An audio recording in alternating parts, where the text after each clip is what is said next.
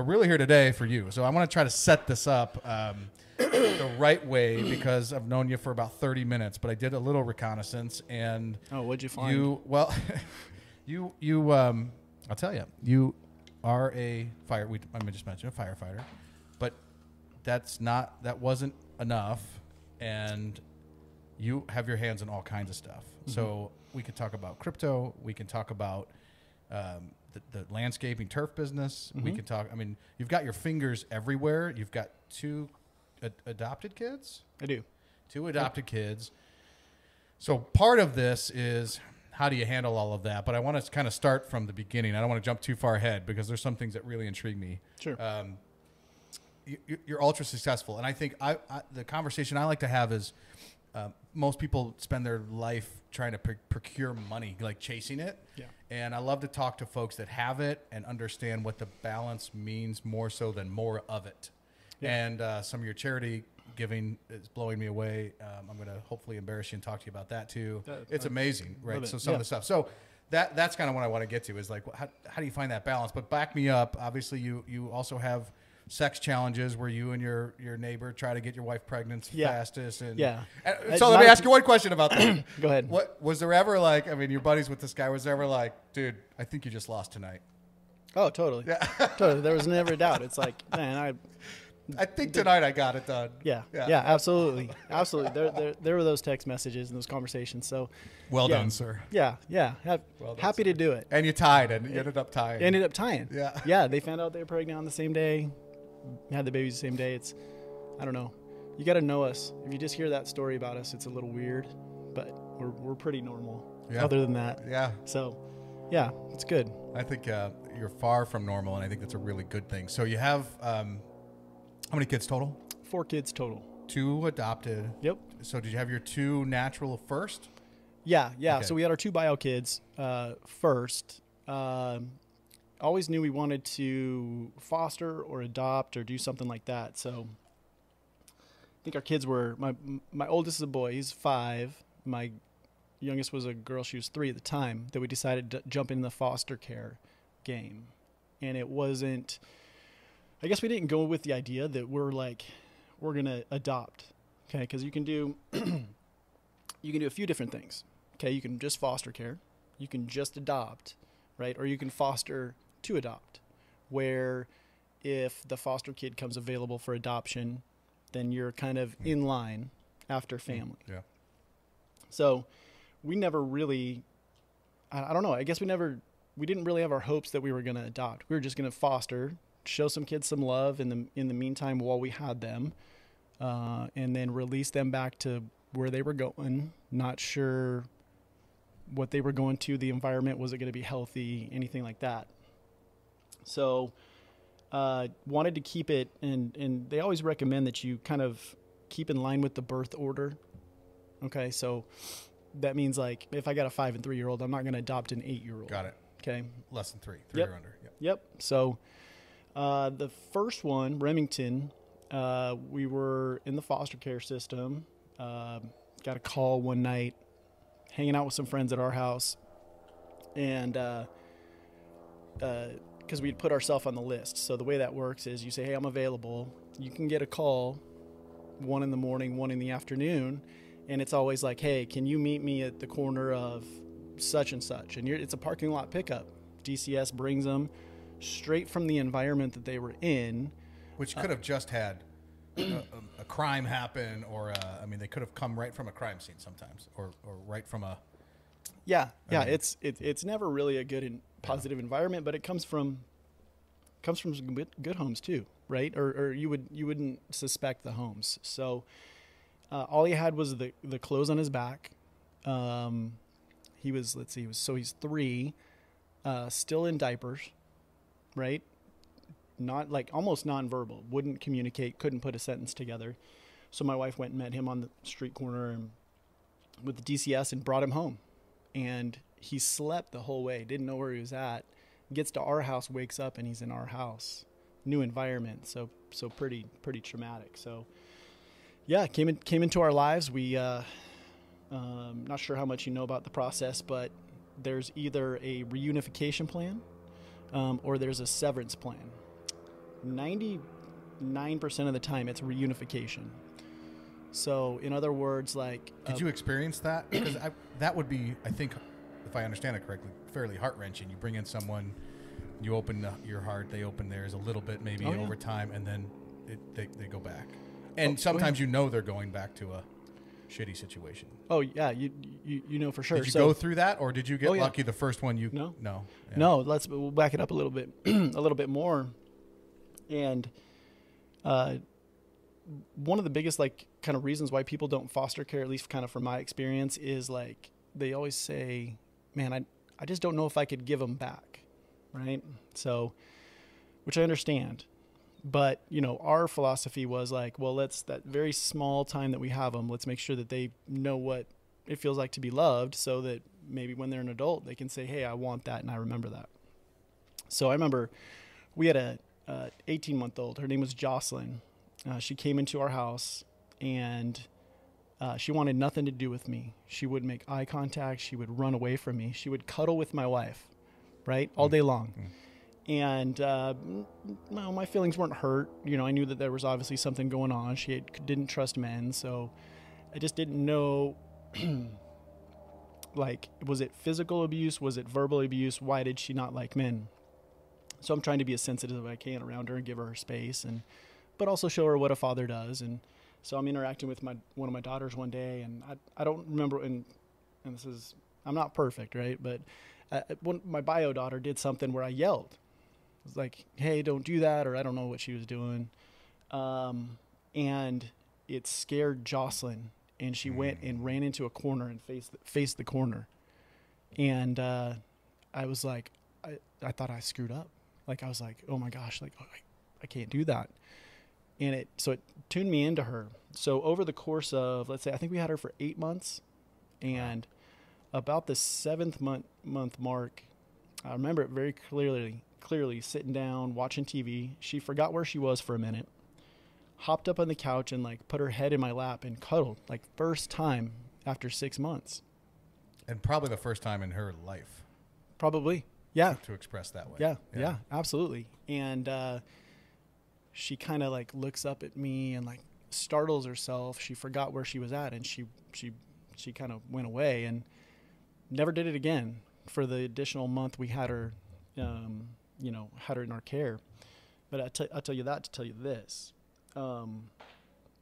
She ended up going back home, and it's not like, hey, she's going to go home in 3 weeks, so make sure you get your time with her. They call you up, and they're like, hey, we're going to be there tomorrow, or we're coming right now. The same way they called you when you met to get her. Yeah. Could be. Yeah. Yep. That's it. And my wife's freaking out because we weren't home. We got to say goodbye to her. So it's all 4 of us at the house with Jocelyn. DCS rolls up. We pack a bag for her, way more stuff than she came to us with. We sent her away with. And we went out to the car. We put her in this van, fighting the tears, buckle her up, tell her we love her.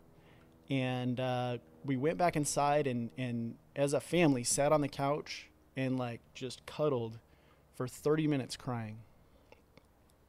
And that's what most people don't want or don't think they can do, but I can't tell you how much closer it made us as a family. Like, I'll get emotional if I think about the exact moment a little bit too much. And it was like a 30-second, like, get it all out. Took the kids to Dave & Buster's or something. Let's take our mind off of it. And when a placement leaves, you have the opportunity to like say, hey, take me off the list right now. We need some time as a family. So I was like, what do we need to do? We went to Disneyland, took about 30 days off. I think the day we said we were ready, we call, and that's when Remington ended up in our lives. Wow. So, wow. Yeah. Crazy. You got waterworks. My biggest fear is something happening to the kids. I can't even imagine. But it's almost counterintuitive, and I wonder if this goes into your charitable just spirit overall. Your when it comes to your finances too, is that you give so much, and for a minute, like you said, people don't want that because it's such a idea of loss after that 8 months, right? Yep. Something's being torn away and a big giant hole left, but just like when you give your money away, for some reason, something else comes in to fill that's bigger and better than it was when there was no hole. Oh yeah. Yeah. Wow. The gift of giving and meeting somebody's need, whatever it is, and that can heal, that can fill that hole. You're right. So that's Remington, and you had one other experience, so now you have 4.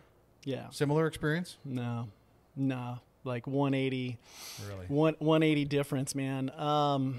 So my sister-in-law had 2 kids, and with her, different dads, ended up getting hooked. I mean, the short of it is she found some Adderall in her house one day, kind of saw some things, knew she was using, tried to confront her. She resisted, offered rehab. She continued to resist.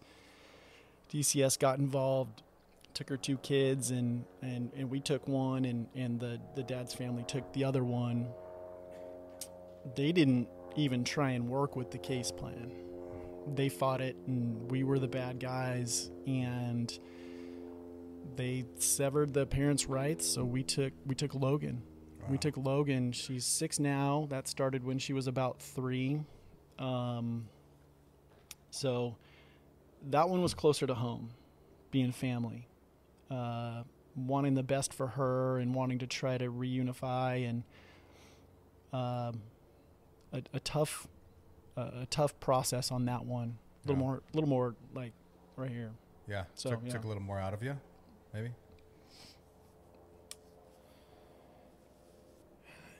So, yeah, from my standpoint with that one is I had to manage my wife's emotions in the connection that she's grieving because she has to take on, and it's not grieving, but the task of taking on a child is you got to take that seriously, and you got to meet their needs because they're having some loss. She's grieving losing a sister as well, right? And it's my sister-in-law. I love her. I can probably disassociate a little bit more, right? So I was managing her emotions and trying to be a dad to a new child as well as the 3 others that were already in the house. So, I mean, it's a big task, but what are you gonna do? You're gonna say no? Right. Were you guys on the same page with fostering from the beginning? Was it your idea versus your wife's idea, or together? You just, I mean, it's pretty rare where you wake up one morning and you look at each other and go, "You want to foster?" Well, that's what I thought. Yeah, let's do that. Yeah. No, a good question, and that was the game plan. So when we kind of started doing our premarital counseling, and just really trying to get dialed in for our marriage, try to set it up for success.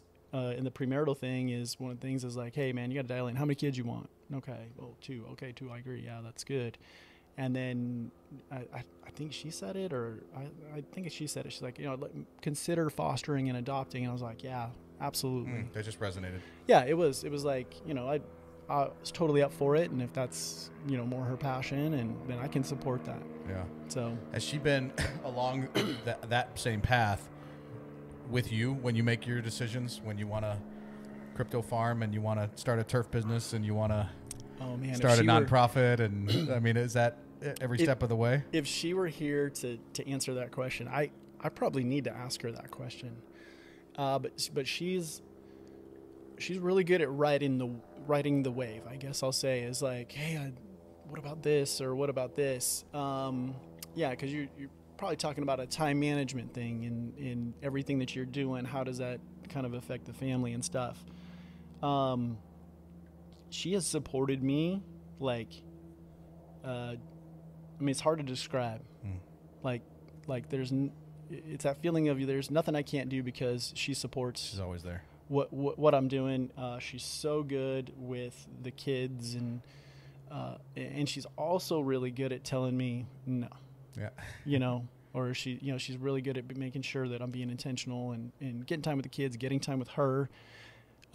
She's like, now that I think about it, man, she's, we tend to go and we don't think about it. And then you think about it, right? And you're just like, man, no way do I deserve this. So.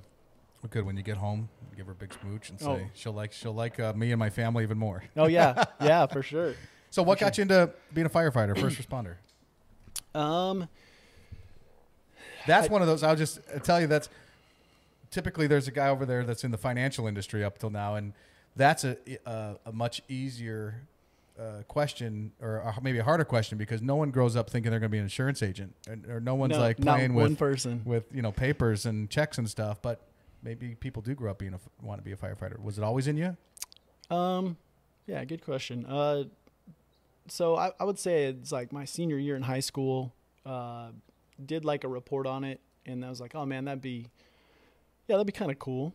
Like I never really thought about it, and gave the presentation and didn't think about it. And then I was doing some like after school daycare through like the YMCA, just senior summer, just trying to figure out what I'm going to do for college. And fire truck showed up one day for the kids to check out, and I don't know why I did it. I just went up and asked. I was like, hey man, what's the path? If I wanted to be a firefighter, what does that look like? And gave me a phone number to somebody to call, and called the phone number and came down for a ride and went on the first one. Rest is history? Yeah. Then you were in. Yeah, rest is history. And are you still doing it? Yep, 21 years. Well, that comes with could come with a whole lot of stuff too. I mean, you guys see some gruesome stuff. Right. I mean, you're a lot of times first, second, right on an accident scene, not just fires, right? Sure. How do you process all that? Yeah. It's going to be different for everybody. So, I think I'll probably start off by talking just like with the people we work with, because we help each other process quite a bit. You never know how you're going to respond to some of the things that you see. And a lot of I guess I'll call it a stigma, because that's kind of the word we're using in some of the mental health stuff we're doing, is like a long time ago was like, you just dealt with it. You just shoved it down. It's a macho. Yeah. It's a macho kind of job, which it still kind of is. So it's handled through. It's gonna sound weird, but like it's handled through laughter. It's handled through. We might go play. We used to go play handball. Yeah. Like it's through like exercise. A group therapy almost immediately afterwards, because you got your folks that you were there with on scene. Yeah. You can all kind of bat it around. Absolutely. Yeah. The problem is through some of the I guess the history is that what we have trouble doing is those traumatic incidents where they really affected us, is they're literally locked in our frontal cortex. And so for me, I was never really anxious around water, which I can be by a pool, right? I can swim. I can do all that. If I go to the lake, I'm fine. But you throw like kids in the mix, and that really hit me. Like I think it was like a year ago. We were at the lake with some friends, and they're like, let's all the kids get on the boat. We're gonna go. And I was like, hey, I can't. I can't. I got anxiety. So I get some anxiety. This is coming from being first on the scene when you've seen a drowning child, or from pulling kids out of pools to to describe the environment of everybody's screaming from the time that you get off the apparatus to finding where the child is, to trying to mentally not be so worked up that you forget what you're trained to do, and follow your process. It's hard to not get emotional. So, but some of those instances, because you're so heightened, they just stay in that frontal cortex and you don't process them. So they build up, and you don't deal with them. It sounds like a horror movie. It sounds like Final Destination. I don't know if you ever saw that movie. Where you get on the boat, if you were to, and you see all these kids, and then it flashes in front of your eyes what they look like if you were to have to pull them out of the lake, because you've done it so much. Oh, absolutely. Yeah, I've been there and been like, hey, where's so and so? I don't see them. Yeah. Where are they at? Like, it just comes up, and it's, some guys are better at processing that than others, and so we may depend on them. If in full transparency, me and my wife were driving one day, and I didn't know what happened, but I started like crying, just broke down. And I'm like, all I can think about is all the kids that I just was thinking about, drowning kids. Like, cause I hadn't dealt with it. I hadn't processed it. So would you say that's so prevalent because it's happened so much in Arizona, for instance, like you're running into it quite often versus some of the other stuff, or like I mean, you were talking about the mind. So what causes that to be it versus car accidents, which I'm sure you show up on just as much? Yeah. Hard to explain, huh? It is hard to explain. So, the drownings, it's not like they happen like all the time, but when they do, it just sticks with you. Yeah. And to the point where you'll get guys from other stations call, "Hey, I heard you guys had this call, man. I'm checking in. How's everybody doing?" So it's a brotherhood. Because we know that you had that. I mean, I don't know how long ago, maybe this summer or last summer, there was a unit that they ran 2 drownings or 3 drownings in one day, or it was like a triple drowning, right? So, but then when you compare that to the other stuff, like the car accidents and some of the trauma that you see, if it's an adult, I mean, not that I don't care, but it's just like, hey, it's tragic. I got a job to do. But throw kids in there, and it's maybe a little bit tougher. But it's just and it's weird because you don't know what's going to hit you. You don't know how you're going to process it until you go through it. There's been a lot of news over the last maybe couple years about offering more support, more counseling, more psychiatric support. Has that materialized, especially here in Arizona? Do you see where that's now a focus where it never used to be? Yeah, it is for sure. So a couple of those things are, we have a peer support team, and it's called a different name, but it's a group of our members that just receive additional training that we can call and talk to if we need to. My department, for example, there is she's a therapist, and she contracts with a lot of police agencies and fire departments to do counseling. And when she's in town, we can call her up and go talk to her free of charge. And she does a lot of like EMDR, right? So I don't know if you've heard that. So we get offered that. A friend of mine, Jason Law, he actually started a nonprofit mental health facility in North Phoenix for first responders. So, and he's trying to get the word out to all, like our union, and that you have all this stuff that you have for free. So it's kind of exploding, and because a few years ago, I think we had lost maybe 5 or 6 firefighters to suicide, and it's still kind of a concern. You don't hear that very often. I mean, maybe it's getting more prevalent, but I can't remember the last time I heard a police officer or firefighter commit suicide. Yeah. In the news. In the news, yeah. And I don't know if they don't want to, cover it. I don't know if it's, we have this, we're invincible complex, so it doesn't need to be talked about, but it's definitely part of what we do, and it's sad, but we're getting there. Yeah. I think we're doing a lot more than we ever did. Totally. I mean, and you think about it, we're only one generation removed from, you never talked about that. I mean, think about our folks. Yeah.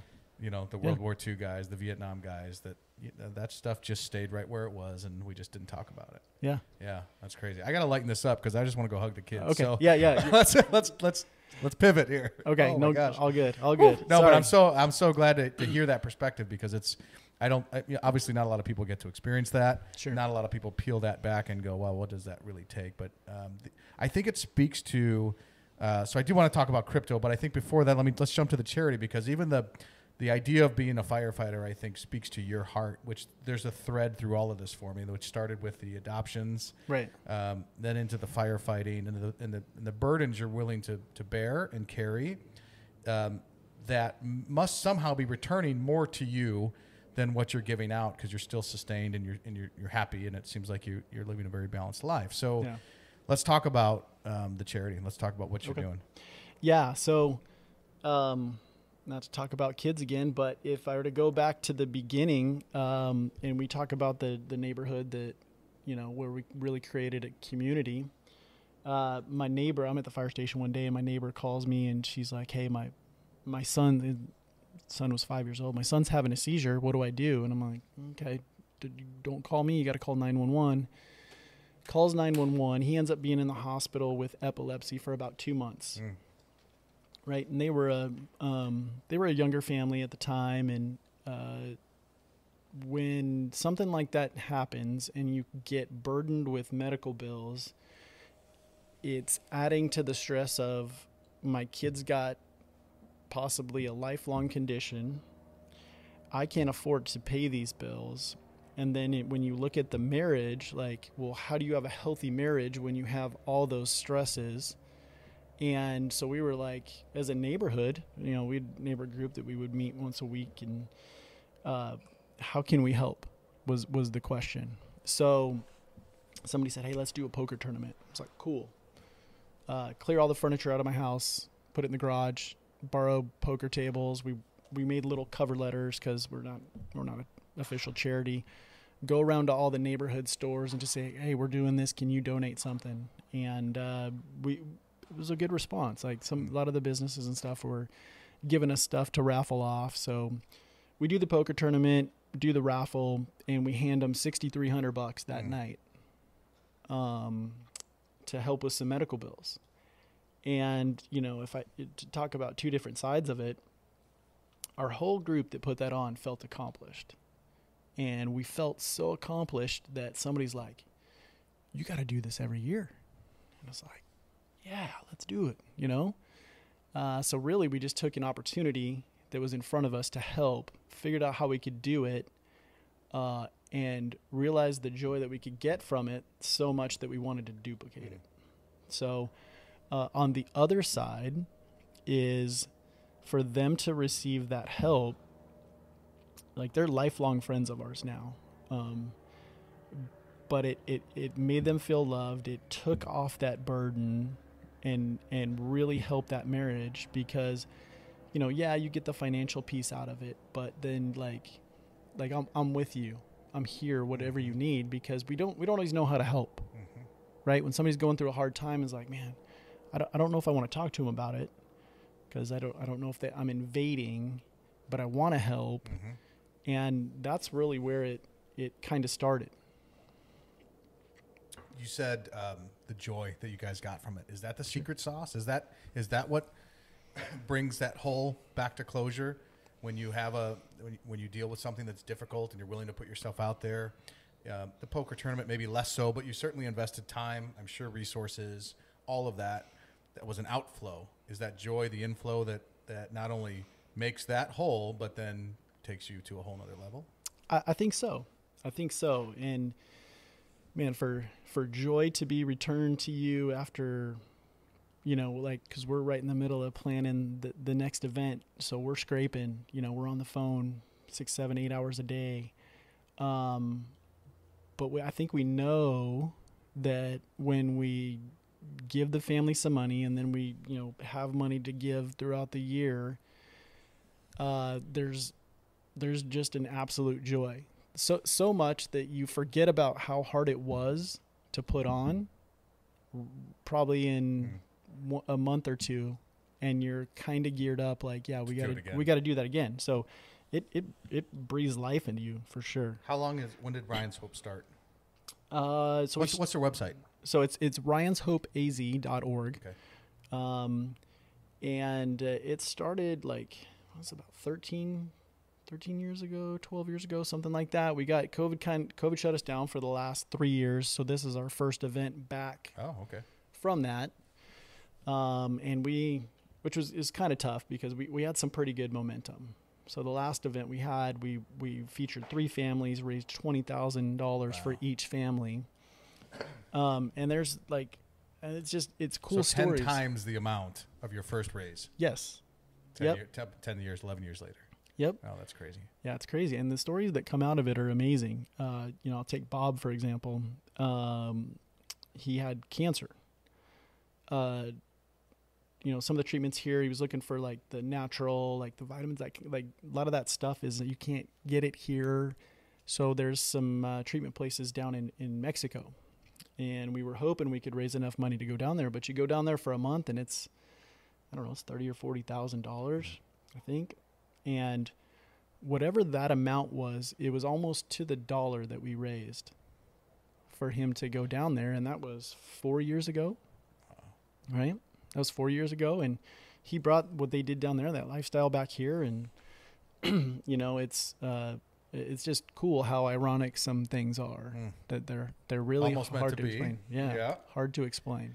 Let me ask you about, you've been doing it 13 years, so does that joy, I think it's important to note the distinction between happiness and joy, because I think especially when we talk about finances, people are chasing the happiness, which has a bell curve, right? It's temporary. Yeah. You get to a certain point, and then doing the same thing doesn't give you the same dopamine hit that it used to, right? Yeah. Your body, you get used to it, your mind get used to it, your family gets used to it, everybody gets used to it. Yeah. You're always trying to get more and more and more. Does joy dissipate like that, or does every time, no matter what the size of the check is, it's that same amount, that same rush, that same feeling? That's a good question.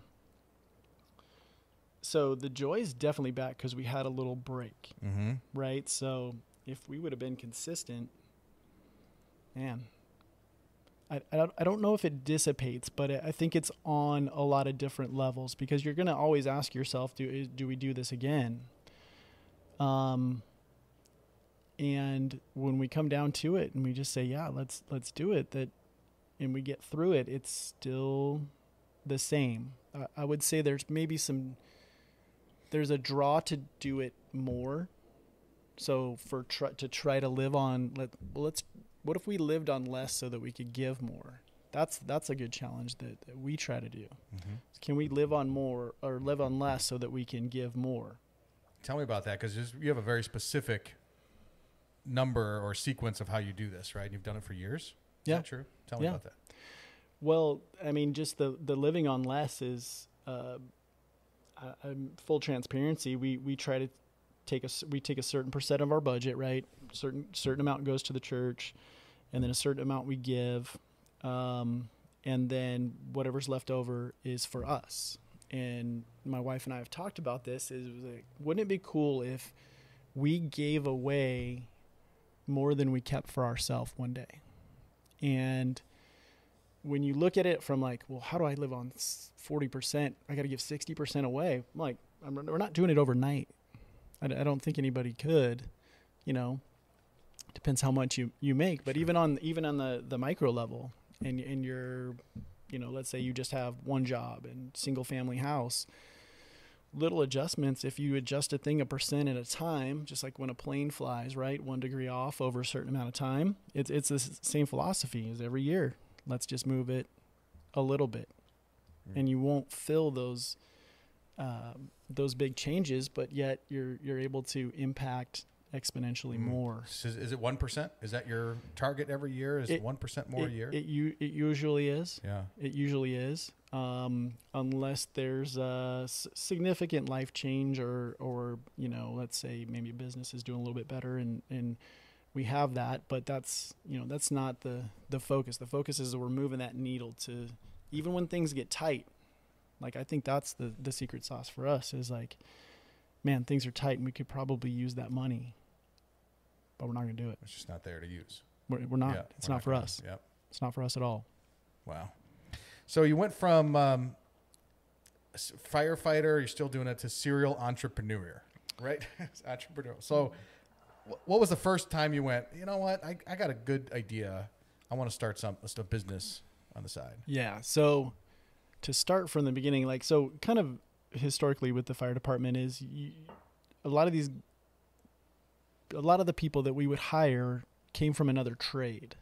They came from doing something else. I think the average age that somebody gets hired is about 26 or 28. So you have a lot of these different careers. Well, on your off days, you're on 24, you're off 48. If they're, let's say, like a carpenter or something, they could framer, they could kind of do some stuff on the side. So some of the guys were like, they were doing tile on the side, and I was like, hey, I need some extra cash. I'll go work for you. taught me how to lay tile, and I was like, I probably do this myself and just do jobs here and there. And so, you know, I asked my parents for, I don't know, like $4,000. I went and bought a trailer and a tile saw, and that was hard work, but I did it for a couple years, and started building relationships with, you know, like this one in the flooring industry. I was talking to him about flooring and remodeling and stuff, and built a relationship with him, and you just started making all these connections. Well, that relationship with his name is Patrick, it kind of turned into one day, he's like, hey, you know, my carpet supplier is selling artificial grass. He's like, I need somebody to install it. And I just was watching videos because I wanted to put it into my house. I was like, I just watched a video. I think I can do it. So I went from doing tile to doing, you know, installing artificial grass and selling jobs for them. You know, go sell the job, go install. You know, mid 20s, late 20s. Like, it's easy. Mm-hmm. It's easy. And then kind of came into an opportunity where, like, found some manufacturers. I was like, I think I can bring this in myself and start selling it. And kicked the idea around, talked to my dad. My dad was a good resource of, like, because my dad was very analytical. You know, he was in general merchandise. He bought a bunch of general merchandise for, like, grocery stores and stuff. So he knew about supply chain, kind of had the connections that I needed because the stuff was coming from overseas. And it was just funny, all the little connections. It's like, as you build the group of people, you know, there's a friend of mine that says you want to be 2 phone calls away from anything. 2 phone calls away from finding, you know, who ships that, who sells that, who does finances, who does insurance. Like, you want to have all those connections. So it started to grow. You know, my dad had talked my uncle into, like, letting me loan some money, you know, hard loan on some money. Got him paid back, and, you know, he was nice enough. He said, hey, just give me the money back. You keep the interest. You know, I just wanted that there to make sure you're going to be honest. So, man, fast forward there, I mean, just started blowing it up, and then took the wholesale, because I was wholesaling the artificial grass at the time. So then did you start selling to the person that hired you? Were you wholesaling to people like him? I was wholesaling to people like him. So I flipped it. I was like, hey, man, I think I'm done installing, and got hooked up with some installers. And I was like, okay, well, I think I'm just going to sell it, right? Because that's always easier. Yeah. And then kind of realized, like, man, I'm a couple years in, people are asking me to install. I'm getting, you know, giving away some things. So then I started another installation company, but, like, more subbed it out. So had the wholesale company, started the landscaping company.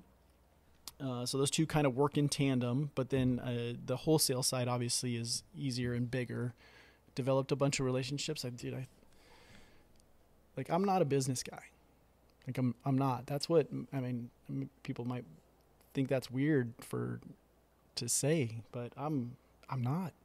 I took the first 30 days I got my supply in, and I just phone banked it. I was just like, you know, hey, who do you know? Do you need grass here? You know, just phone bank. Hustled. So you just hustled. I hustled for 30 days. That was it. I didn't advertise or do anything for probably intentionally for the next probably 2 or 3 years. And as people came through the door, just treated them really well. And it just kind of grew into, I mean, to be honest, a lot of that community is Hispanic, and there was, like, in that industry, they weren't treated very well, to be honest. They're coming and buying a product for you. That's a customer. You got to take care of it. So I just started, you know, just being nice, and, you know, they would tell everybody, and it was word of mouth that just kind of blew it up for us. We went from 3,000 square foot shop that I was subleasing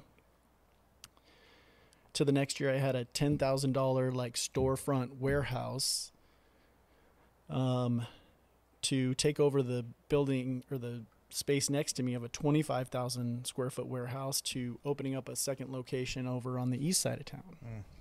And like, I didn't seek that stuff out.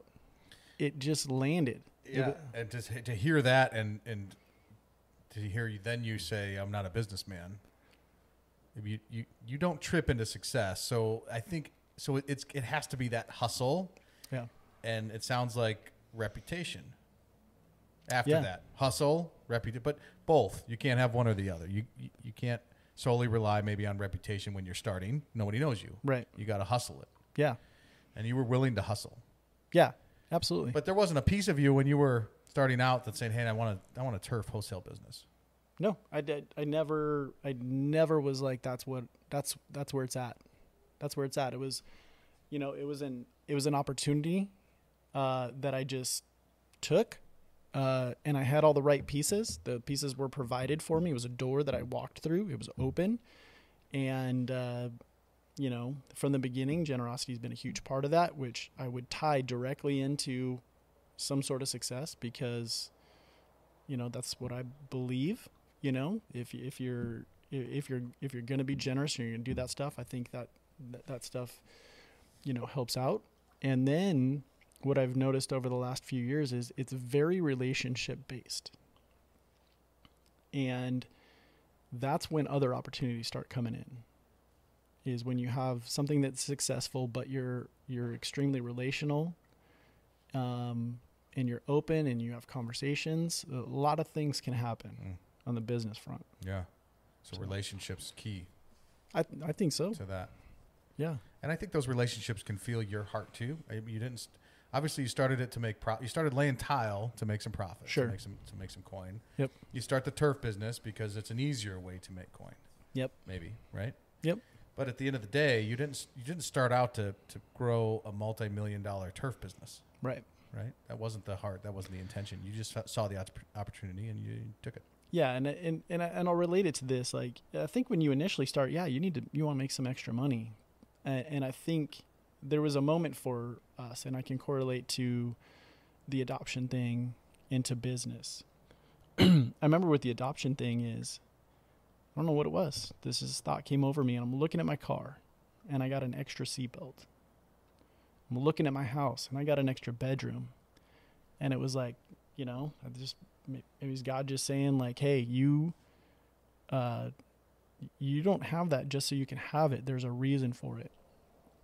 And I think as the businesses have become successful, right, and your needs are met, and you start, at least I did. I started kind of saying, hey, why is this so successful? Why am I blessed? Why is this in front of me? And I really believe it's, and a majority of it's meant to help other people out. Have you ever tried something and it just failed, collapsed? Oh yeah. Yeah. But like, that's never scared me though. Some people I know they can get really defeated. You got to weigh it. I'm smart enough to weigh how much of a financial risk you're going to have. And if you got the cash, so yeah, there was a couple things that I thought were going to be good ideas that didn't take off. No harm, no foul. But I've never given up on, newer business things. So I think it's important then to note, I think that your ego is not tied to the businesses. So when it's successful, you neither feel pumped up and pompous when it's successful, nor do you feel completely crushed and defeated when it fails, because that's not your identity. I think too many people take on, when you ask someone, hey, how are you? What do you do? It's always financial, the first answer. Right. Well, I do this for money. Well, that might not be the question. The question, what do you do? Well, I father, and I husband, and I am elder, and I all that really make up the majority of your passionate life. Right. And yet we typically answer with, well, this is what I do for money, because the identity's tied to that. And it doesn't feel like yours is. It feels like yours is tied to your heart, which is that generosity, that charity, that helping other people. Yeah. Kind of runs through that thread. And so the business is great. Does it it doesn't get to your head, I guess. Yeah. And I would say that's something that I noticed early on is in each of these industries is like, you shouldn't walk into a business and the owner or the employee should not make it feel like I owe them something, right? Because nobody wants to be in that environment, and nobody likes giving their hard-earned money to somebody like that. So really, it's been very relational, very, very practical, kind of, just real honest. And it doesn't mean that you don't make hard decisions. And it doesn't mean that if an employee is not doing what they're supposed to do, that you might have to be a little bit of a hammer. But then I always do this self-evaluation thing when somebody's like not performing. Like the question I ask is, did I teach them how to do it the right way? It's very simple. If the answer is yes, okay, now there needs to be some sort of like, okay, written reprimand. Here's the correction. Okay, do it again. Here's the time off. Yeah, you want to go down that whole route, right? And I kind of say like, don't make me do that. I want to go down that route. But then if it's like, well, and they may not point it out. They may point it out and say, well, you didn't teach me to do that. Or they may not point it out. But you're asking that question whether they point it out or not. I'm asking that question about myself. I don't think I could, I've only been in business 20 years, but I could tell you 90% of employers don't do that. No. That's not a question they ask when an employee fucks up or goes down the wrong road. Yeah. They're not going, wait, let me check and make sure it wasn't me first. I think that's huge. Well, and just think about as a business, how good that does for your, the future of your business is like, hey, in our training, we need to add this. How do you add things to the training? Is it initially it's what you think it is, but then have you revised how you train an employee and show them everything that they need to know? And you have to be honest. Has this situation ever happened? And have I taught them to know what to do in that situation? Mm-hmm. How do you juggle all? Is that the hardest thing for you in business? Is the hardest thing terminating an employee, or what is the hardest part of the day in a business? Well, so for me personally, I'm very loyal to a fault, right? So that's where I get maybe taken advantage of. And if you had some of my employees in here, you might say, well, I would have fired that person a long time ago, or whatever it might be. I'm loyal to a fault, which that's probably my negative. It is hard for me to fight, like to do that. But it does need to be done.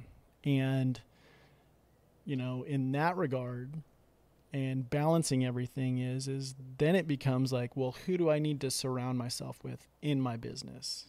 What are other people's strengths that can balance to where if I do need somebody to be the heavy, then they can make that call quicker for you and let's change that. Yeah. Who can be a little bit heartless and non-emotional. Heartless might not be the right word, but sometimes it is. Yeah. But that's what it is. So, can I hire to fill the gaps? Surround yourself with that. Which has kept me balanced. Right? Yeah. It's kept me balanced. So, if you're looking at like both companies, they're open 40 hours a week. So that's 80 hours total. Do I have to be there for all 80? I've not set it up like that. I've put certain people that, I've put in place to handle things. And early on, maybe it was like hard to get them dialed up and dialed in. But once they get to a point where, they're successful, that's what gives me the balance. Mm-hmm. They don't want to see me there because they know they got everything handled, right? But I'm in there, I'm checking numbers, and so like I'll typically I'm there 1 day a week, and we can talk about the week, like, hey, what's for instance, one of my office managers, I come in and I fire questions like, what's this number? Who did this? Where's this customer? What's this? Blah blah blah blah blah. And he finally just started writing down all the questions I asked to where he's like, all right, I'm going to get through this and you're not going to ask me a follow-up question. I still find one, but. All that's coming from a guy that says he's not a businessman. That's pretty impressive. I don't know. It's well, I think you know more than you think. Maybe you do, but that lends itself to your success for sure. Yeah. What about the balance with home? And do you have like a daily routine, a structure that you can count on to help keep home, work, all the pieces going? Yeah.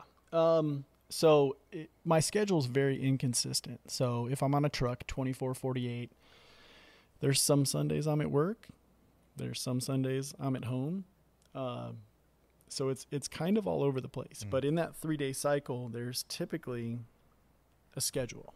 So usually I'm going to the fire station for the day. So I wake up before the kids get up. I'm out. I'm at the station doing my thing. Well, I don't get off work until they're at school. So I usually go about a day and a half without seeing my family. So that first night that I get is always really important. So, and if I were to back up and start the day, there's a lot that I do for my mental health. So, every morning I'm up, there's a quiet time. There's a set, like, hey, so usually that involves me reading a book or reading the Bible mostly, followed by like some intentional like prayers for my kids, prayers for the day, some of that stuff. And then it's like a springboard into the day. So it's usually the gym, go to the fire station. I try to set every day up that way, but then the day varies as we go through. So my first day off from the fire station, depending on what we have going on that night, is I always try to be home before the kids get out of school, right? Wait at the bus. Like that's so huge for your kids, is when you're waiting at the bus, or I'm home. So asking how their day is going. And then the second day is typically, sometimes depend on the day, Wednesdays. And I haven't been good about this, right? Because our schedule adjusts, and sometimes we're really good about it and we got to reset and do it. But typically Wednesdays has been like pancake day, where I make pancakes, right? Make pancakes for the kids. And, but then that second day off is usually, get the kids off to school, handle some business stuff for the day. And again, home before the kids get done with school. And that part right there, I think, has really helped me keep balance. So you really only have 2 days during a week to juggle these other businesses? Is that somewhat accurate? Yeah, that's accurate. I'd say so. That's my typical schedule. So mine right now is a little bit crazier in the fact that I'm on a 40-hour ride, 40-hour apparatus with the fire department. So I actually work Monday through Friday, 9 a.m. to 7 p.m. Oh. So the only day I have is Friday for that. And it's temporary though, right? But even those 2 days, because I have to balance my relationship with my wife, I got to be intentional about my marriage, because that's the only reason I'm successful, is that I have her. So usually we try to connect that second night, date night, whatever it may be, family dinner, something along those lines. So, and then you throw like, we have a mandatory overtime policy. So I have to go in, and I'm working 48 on, 24 off. So now I only get 1 day. So my schedule is extremely variable, but the priority and everything that I set in the morning is able to help me wrap my head around whatever that day is going to how it's going to play out. Yep. I wonder if having that firefighter schedule actually allowed or assisted in you setting up the businesses the way they should be set up. Oh, 100%.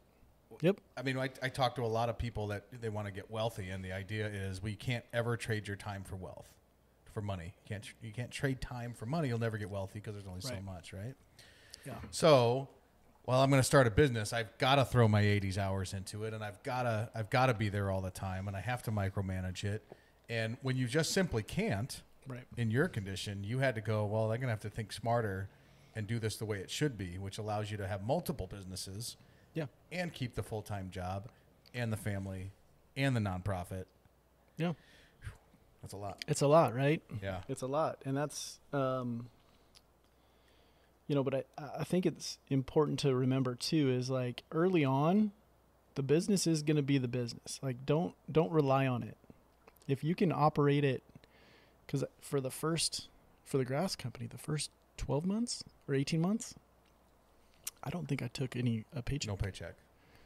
Roll it, like get in early and roll all that in, because then you're going to be cash flow heavy Now you can make decisions on, and it actually helped us bring in somebody full time sooner. So my warehouse manager, I remember I brought him in. I said, hey, we don't have a lot of work for you, but I need you here all the time. I actually told him, you can bring your Xbox in here and play Call of Duty.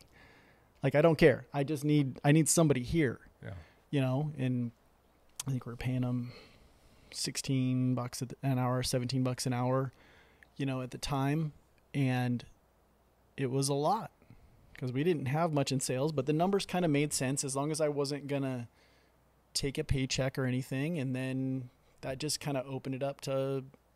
Not taking a paycheck, in other words, allowed you to build that structure. Because if you have to start taking the paycheck, now you have to go another 12, 18 months to increase sales to then free up that extra. Yep. If you don't spend it on your own paycheck, right? Yep. And I recognize that I'm very fortunate to be in the position I am where I had a job that paid the bills. Well, I think a lot of people want that. I think a lot of people are going, all right, I'm in a job that I don't. Now, not you. You must love what you're doing. You're not a firefighter for 2 decades if you don't. Oh, yeah. But I think a lot of people are in these jobs where it wouldn't be their passion or they wouldn't love it. And how do I get out of it? And I think the key maybe to that, what you're saying is you have to have a side hustle being key. Yep. Build it on reputation, and then don't take a bunch of money from it right away. When you see success, you got to put it back there. And then it's an 18-month, 12-month, 36-month, whatever your business is or the model. Yep. It's that path to being free from whatever it is you don't want to do today. It's not, well, if I do this in 3 months, I should be able to take a paycheck out of it and quit my job. Yeah. Right? Yeah. Can't be that. Yep. But I think people too soon are trying to say, what can I line my pocket with? When really it's not there yet. They need a quick, well, everybody wants the quick satisfaction. Well, perfect segue. Let's talk about crypto for a second. Okay.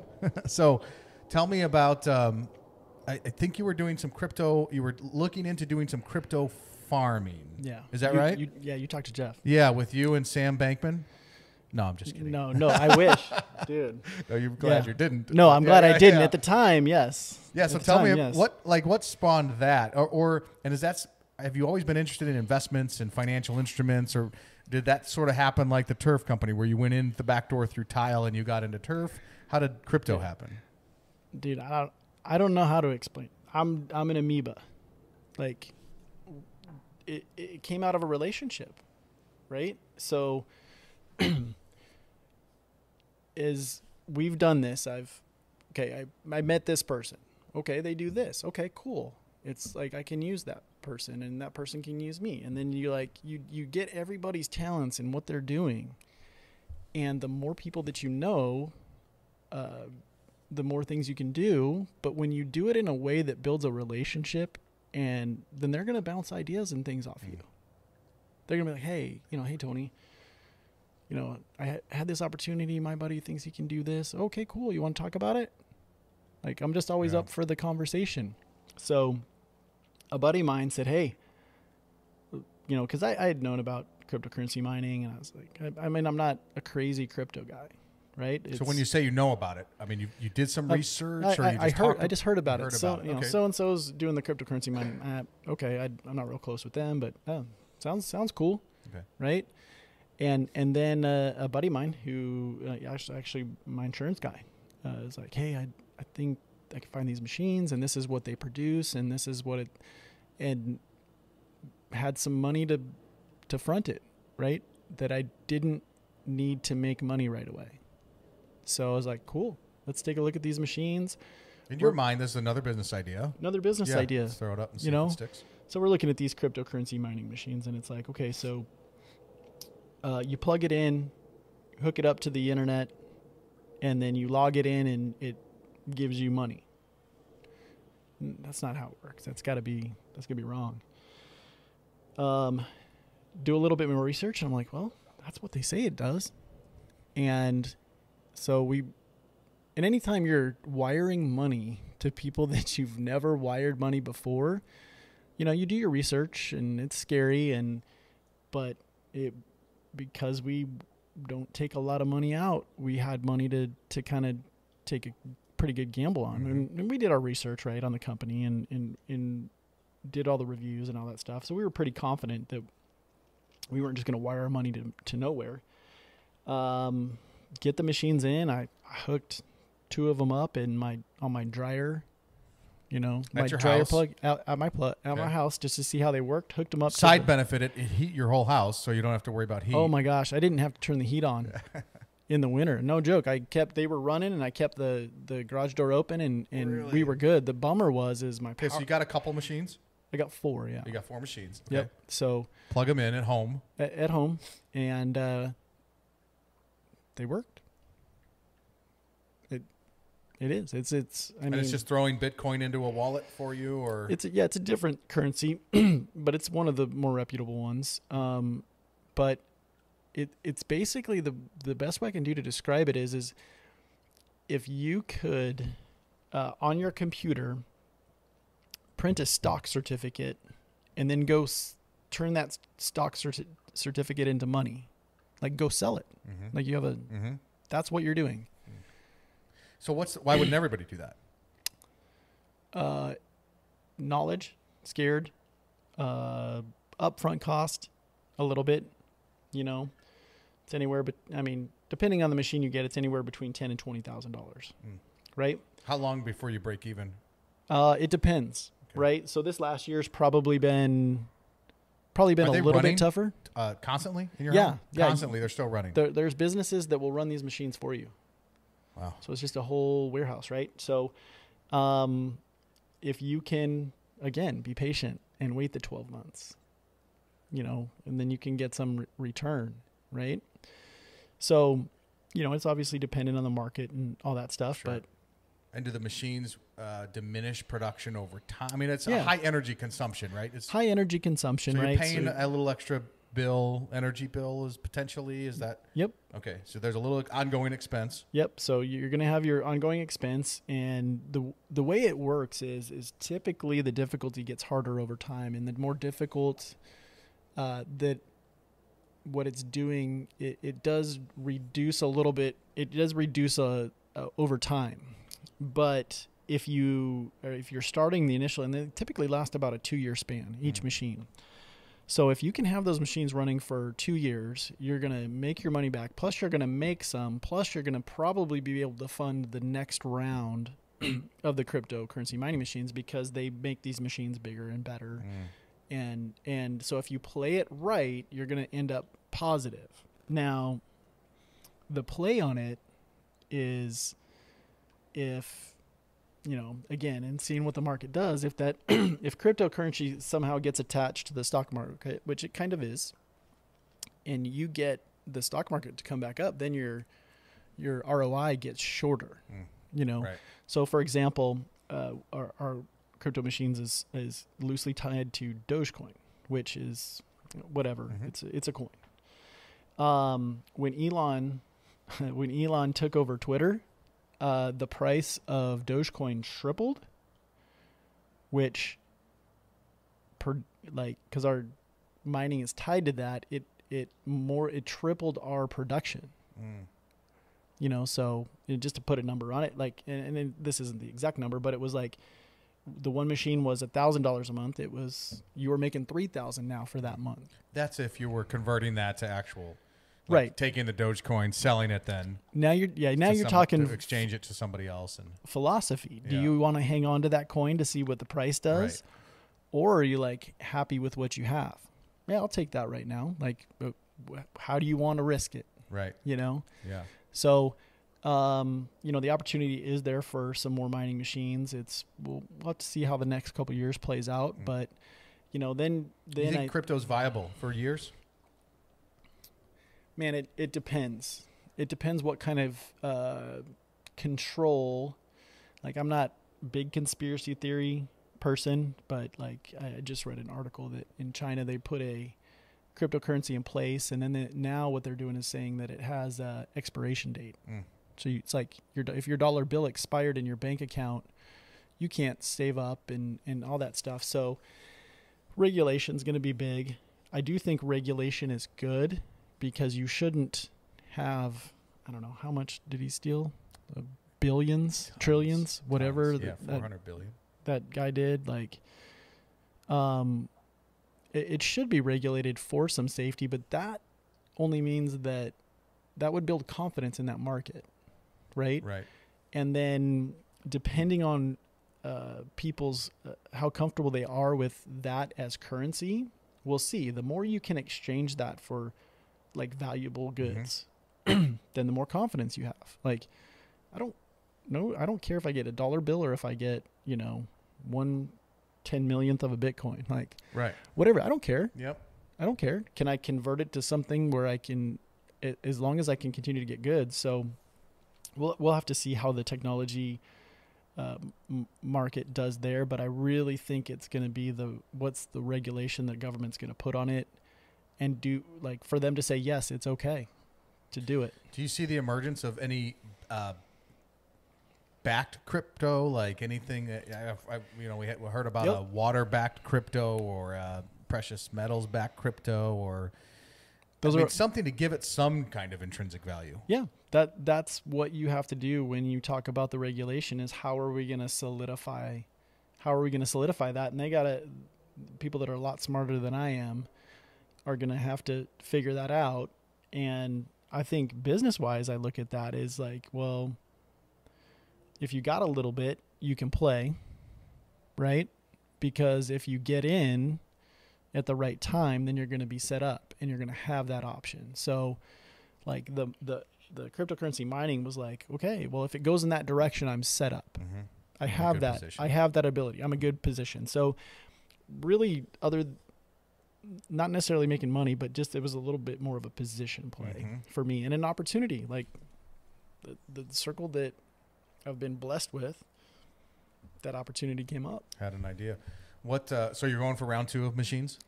Yep. Yeah. Is that coming up? It is. A couple days away. Bigger and badder. Yeah. Do these things make noise? I mean, are they in your garage? They're jet engines. Are they? Yeah, my power bill at my house. Your house has a new soundtrack? Well, there's a facility, and you just basically figure out where power is cheaper, and people will open up facilities to run these for you. So they're in Nevada right now. Okay, so they're out of the house. They're out of the house, but I ran it for 1 month at my house. My equalizer went from 250 to 505. So there's some cost there. Yeah, it's about $400. So they'll move these machines around. So it's in Nevada now, but if they find Washington's cheaper, or well, that's our job. We find wherever like Washington would be a great place. So you're in it, like you're the one that has to find where the best energy is, and then go find a company that's willing to put them there, plug them in. Those companies will chase the cheap power because they know that there's people like me that will pay them to run it. And they offer tech support, all that stuff. So I mean, to say that it's a plug it in and hook it up to the internet and it produces, that's exactly what's happened. Wow. It's weird. That's weird. Right? It's like it's a dollar bill machine. Almost too good to be true. It is. And like I said, it depends what crypto does. See what happens. But put yourself in a position where you're getting the most money out of it. Don't try and ride a wave where you're holding on to too much. Take what you got. Don't use it as your paycheck. Don't use it as your paycheck. Limit your downside. And if it does take off, then great. Good position. What's next? So you've got your fingers in all kind. You've got. We didn't even talk about your real estate. You have real estate. What's next for you? So we have one in Airbnb right now. Next month we'll have 2, or we'll have 3. So, and that's just a pretty simple side hustle. Yeah, another side hustle, and my wife does a great job handling that. Like that's one that I was like, hey, do you feel like you're tapped out with time or mental capacity? Well, I got another one that just started a few months ago. So it's about the right people, right? Yeah. So if you got to have the right people in place, and so I got this talented kid. I think he's 22. He's going to college at GCU. Looking for some money. And I initially said, hey, look, I need somebody, because I was looking for someone like a personal assistant. Like, hey, I need help manage my time. I answer emails, phone calls. If I need you to do stuff, go do stuff. But then I also have this company that I want you to start. And this company came out of somebody that was in the industry that said, hey, I see a need. I think you should do that. Well, don't say that around me. Yeah. Because I'll do it. Right. So, I kind of look at this, and it's a patio heater rental company, right, for events. And so this kid, I brought him in. His name's Noah, and I was just like, hey man, let's set up the website. Here's how you do the LLC. Talk to this person. And again, it's like, who can you bring in to help you? And he ran with it, developed the website himself, didn't have to pay a website designer. He like YouTubes how to search engine optimize the website. In a month, he's first page. He is our website first page. The tricky part, and I was wondering how he was going to do this, is it's very relationship based because you're working with wedding planners, you're working with resorts, Biltmore, you're working with the Princess, you're working with all that. And Princess is a hotel, by the way, not an actual princess. Yes, yeah, go ahead. That's right. Yep. And so I would say, hey, call these people, and I would follow up. Hey, how did it go? Blah blah blah blah. They just kind of listen to him, and he's like, well, it's great. This person wants this and this, and he develops this like the initial packet of information with insurance and all this stuff that everybody would ever want. So now when he talks to somebody, he immediately emails all the information they would ever need for everything because he knows he's managing these relationships with these event planners and just filling in the gaps. So we only started it we bought 20 heaters. That was it. You know, he had to buy 6 more this last week because we had some events come up, but and that's probably a business that, you know, cash flows fast. Would you say? So he took the business, and we were in the black 6 weeks. Wow. Is there no competition? Is this just a? So there is. Someone came up with this idea and said this is the need. Well, there is, but you know, one company can only do so much, right? And there's just a lot of that out here. Yeah. So, wow. You know, and there's a, you know, I'm not lying. I'd be lying if I didn't say there's a 5-year plan with it to potentially grow it into its own event planning. I got a few things on it. Yeah, this coming from the guy that's not a business guy. But here's how we're gonna do it. Like I said before, is like we're taking the money that we're making right now because we don't need it, and we're gonna parlay it. Yeah. And we're gonna build it, and we're gonna, you know, what we're making now is gonna pay for what we're gonna rent in the summer, and then what we're renting in the summer is gonna actually get us, you know, bulk heaters at a cheaper price, so that instead of the third time I rented it out, now it's the first time, right? And then we're going to do tables, we're going to do chairs, or whatever, however it comes out. Like, but it's all done with money that we've made. So, you know, somebody that's wanting a side hustle. That's awesome. That's what you got to do. And you said 20 heaters to start? 20 heaters to start. So $5,000? Right around there. Yeah. $5,000 to start a side hustle. Right around there. But then it's the time, right? And finding the right person. Finding the right person. Because so he's like, you know. Or you don't have anything else and this is your side hustle. You do it. Right. And he's dropping heaters off at 4 or 5 in the afternoon. Sure. He's picking them up at midnight, 11 o'clock, right? So he's got to be available. It's the right people. But that's why, like, it's just ironic to me. I've been so blessed to have the right people in the right spot. It's not that I'm this sharp business guy. It's never, ever been about that. It's just things have been lined up. There's this crazy law called the law of attraction. I think you've got a little bit of that inside. Could be. You. Any regrets? You're only half dead, but any regrets up to this point? I mean, I would say it does pull a little bit of time from the family. I try to manage it, right? We go in cycles. So, you know, I won't know until my kids are adults and they got to go to counseling for what I didn't do. So, but I can't say that I do. Yeah. I can't see, you know, could I have, you know, done better in my marriage sooner? Probably.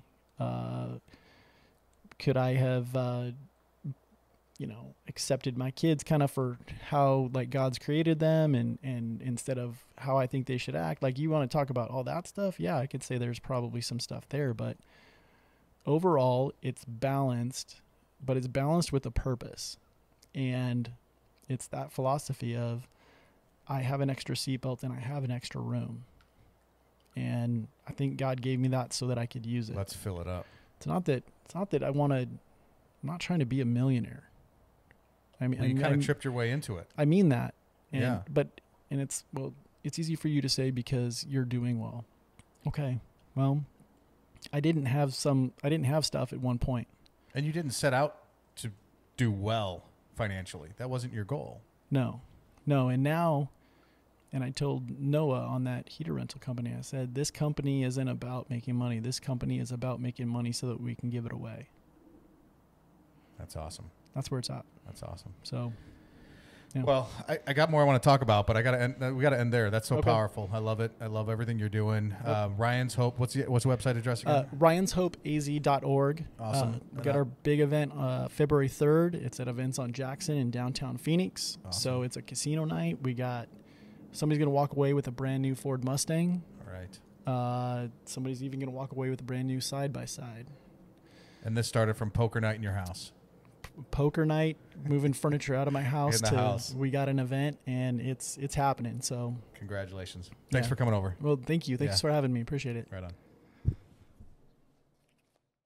Acrylic Financial Incorporated is a registered investment advisor, and the opinions expressed by those on this show are their own and do not reflect the opinions of Acrylic Financial. All statements and opinions expressed are based upon information considered reliable, although it should not be relied upon as such. Any statements or opinions are subject to change without notice. Information presented is for educational purposes only and does not intend to make an offer or solicitation for the sale or purchase of any specific securities, investments, or investment strategies. Investments involve risk and, unless otherwise stated, are not guaranteed. Information expressed does not take into account your specific situation or objectives and is not intended as recommendations appropriate for any individual. Listeners are encouraged to seek advice from a qualified tax, legal, or investment advisor to determine whether any information presented may be suitable for their specific situation. Past performance is not indicative of future performance, and some guests may have been paid a fee to be interviewed for this show.